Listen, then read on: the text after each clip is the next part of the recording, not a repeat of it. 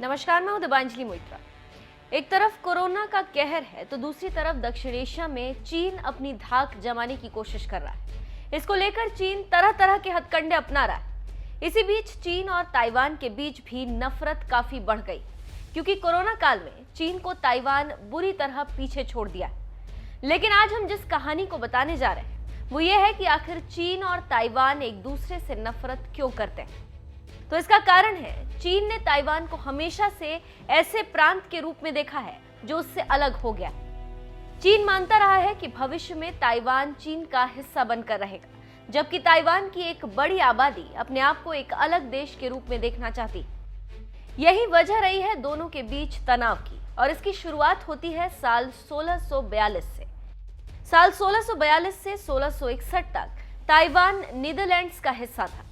उसके बाद चीन का चिंग राजवंश साल 1683 से 1895 तक ताइवान पर शासन करता रहा। लेकिन साल 1895 में जापान के हाथों चीन की हार के बाद ताइवान जापान के हिस्से में आ गया। दूसरे विश्व युद्ध में जापान की हार के बाद अमेरिका और ब्रिटेन ने तय किया कि ताइवान को उसके सहयोगी और चीन के बड़े राजनेता और military commander Chiang Kai shek को सौंप देना चाहिए। लेकिन कुछ सालों बाद चैंग काई शेक की सेनाओं को कम्युनिस्ट सेना से हार का सामना करना पड़ा और उनके सहयोगी चीन से भागकर ताइवान चले आए और कई सालों तक 15 लाख की आबादी वाले ताइवान पर प्रभुत्व रहा। कई सालों तक चीन और ताइवान के बीच बेहद कड़वे संबंध होने के बाद साल 1980 के दशक में दोनों के रिश्ते बेहतर मधुर होने शुरू हुए। तब चीन ने वन कंट्री टू सिस्टम के तहत ताइवान के सामने प्रस्ताव रखा कि अगर वो अपने आप को चीन का हिस्सा मान लेता है तो उसे स्वायत्तता प्रदान कर देगा।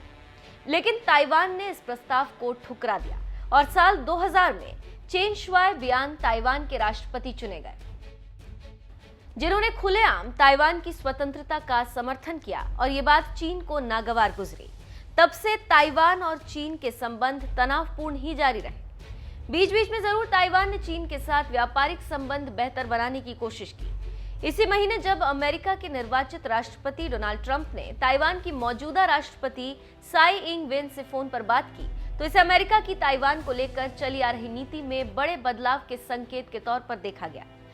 लेकिन इसके पीछे की एक कहानी, पहले आप उसे समझ लीजिए। दूसरे विश्व युद्ध के बाद साल 1979 तक अमेरिका ताइवान के संबंध बेहद खास रहे। फिर साल 1979 में तत्कालीन अमेरिकी राष्ट्रपति जिमी कार्टर ने चीन से रिश्ते प्रगाढ़ करने की पहल करते हुए ताइवान के साथ अपने राजनयिक संबंध तोड़ लिए। हालांकि तब अमेरिकी कांग्रेस ने इसके जवाब में ताइवान रिलेशन एक्ट पास किया, जिसके तहत तय किया गया कि अमेरिका ताइवान को सैन्य हथियार सप्लाई करेगा और अगर चीन ताइवान पर किसी भी तरह का हमला करता है तो अमेरिका उसे बेहद गंभीरता से लेगा।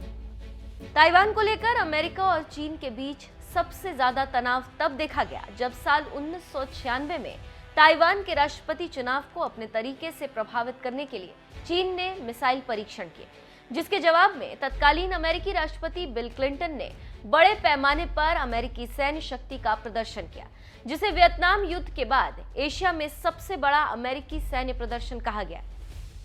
अमेरिका ने ताइवान की ओर बड़े युद्धक अमेरिकी जहाज भेजे और चीन को संदेश देने की कोशिश की कि ताइवान की सुरक्षा से अमेरिका कोई समझौता नहीं करेगा। अब वहीं एक बार फिर कोरोना के कारण अमेरिका की हालत पस्त है और अब अमेरिका पूरी तरह से चीन के खिलाफ है और ताइवान के पक्ष में है। यही कारण है कि चीन और ताइवान के बीच ठन गई है। लग रहा है कि चीन भारत, ताइवान और अमेरिका के साथ तीन तरफ से युद्ध करेगा। लेकिन जो भी हो, ताइवान के रुख से नहीं लगता कि वो अपनी आजादी से पीछे हटेगा और इसी कारण चीन और ताइवान के बीच पटती नहीं है।